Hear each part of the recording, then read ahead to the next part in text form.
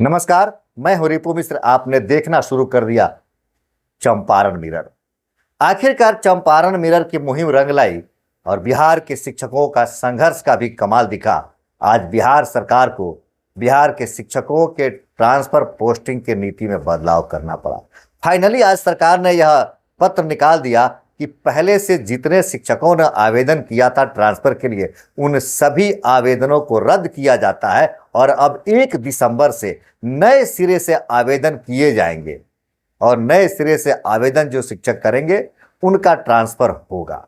हालांकि इस बात को तो नीतीश कुमार ने शिक्षकों को नियुक्ति पत्र देने के समय ही कह दिया था कि शिक्षकों का ट्रांसफर पोस्टिंग स्टे किया जाता है। वे राज्यकर्मी हो गए, विशिष्ट शिक्षक हो गए, लेकिन वे जिस विद्यालय में कार्यरत हैं उसी विद्यालय में अभी कार्यरत रहेंगे। लेकिन आज सरकार और विभाग ने जो पत्र निर्गत किया, उस पत्र में यह स्पष्ट कहा गया है कि पहले से जिन शिक्षकों ने ट्रांसफर के लिए आवेदन दिया था उन सभी आवेदनों को रद्द समझा जाता है और अब 1 दिसंबर से नए आवेदन पत्र दिए जाएंगे और इस नए आवेदन पत्र के अनुसार अब उस आधार पर शिक्षकों का ट्रांसफर होगा। लेकिन सरकार ने यहां भी शिक्षकों को भंवर जाल में फंसा दिया। यहां भी सरकार ने और विभाग ने स्पष्ट नहीं किया कि कौन से शिक्षक इसमें आवेदन करेंगे। आवेदन में लिखा गया है कि विशेष समस्या से ग्रसित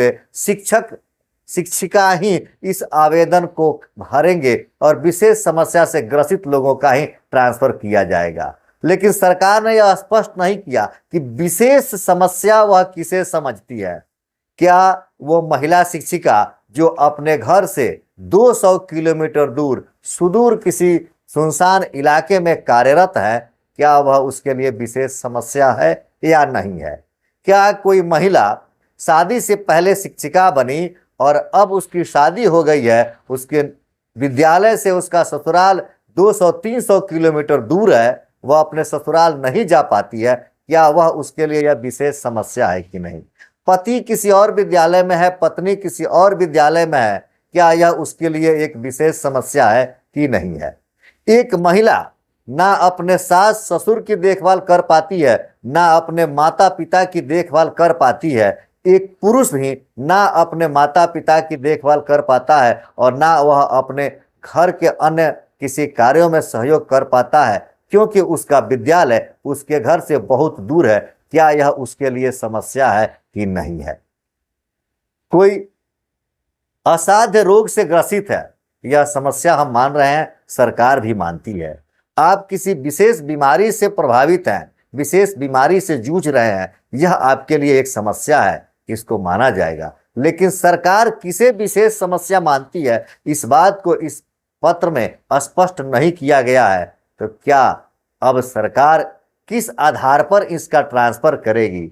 हमें तो लगता है कि सरकार की नीयत ही नहीं है शिक्षकों के ट्रांसफर आसानी से करने का। सरकार चाहती ही नहीं है कि शिक्षकों को उनके सुविधा अनुसार ट्रांसफर कर दिया जाए। जो वर्षों से 10 वर्ष, 15 वर्ष, 18 वर्षों से घर से काफी दूर है और अपने ट्रांसफर की प्रतीक्षा कर रहे हैं, सरकार उनकी समस्या को समझती ही नहीं है और ना उस पर विचार करने का प्रयास करती है। मैं आपको बता दूं कि सरकार ने आज जो पत्र निकाला उसमें स्पष्ट रूप से लिखा गया है। आप इस पत्र को पढ़िए। देखिए, स्क्रीन पर आपको मैं दिखा रहा हूं कि किस तरह से इस पत्र में क्या क्या लिखा गया है। सरकार हवाला दे रही है कि विभिन्न स्रोतों से अनुरोध प्राप्त हो रहे हैं कि कुछ शिक्षक विशेष समस्या से ग्रसित होने के कारण स्थानांतरण हेतु इच्छुक है। ऐसे शिक्षक जो किसी विशेष समस्या के कारण अपने स्थानांतरण हेतु इच्छुक है, वे ई शिक्षा कोष पोर्टल पर अपना आवेदन नए सिरे से दिनांक 1/12/2024 से 15/12/2024 तक ऑनलाइन समर्पित कर सकते हैं। तो अब इसमें स्पष्ट रूप से कहीं नहीं लिखा गया है कि किस समस्या को विशेष समस्या समझा जाएगा। अब आगे देखना यह बड़ा दिलचस्प होगा कि 1 तारीख से जब यह पोर्टल खुलेगा तो इस पोर्टल पर क्या क्या विकल्प दिए जाते हैं और उन विकल्पों में किस किस चीज को विशेष समस्या माना जा रहा है। वैसे आपको क्या लगता है कि क्या सरकार शिक्षकों के प्रति उदार है? क्या सरकार शिक्षकों का ट्रांसफर सुविधा अनुसार करना चाहती है, या वैसे ही इस मामले को उलझा कर रखना चाहती है और शिक्षकों को हमेशा से परेशान करना चाहती है? वैसे हम आपको आश्वस्त करें कि हम कई दिनों से शिक्षकों के ट्रांसफर पोस्टिंग को लेकर के और शिक्षकों की निरंतरता, सेवा निरंतरता को लेकर के हमेशा लड़ाई लड़ रहे हैं। हम आपके साथ हैं। चंपारण मिरर शिक्षकों के साथ है और शिक्षकों की हर मुहिम में अपना सहयोग दे रहा है। आप अपना विचार कमेंट करके जरूर बताएं। देखते रहे चंपारण मिरर। धन्यवाद।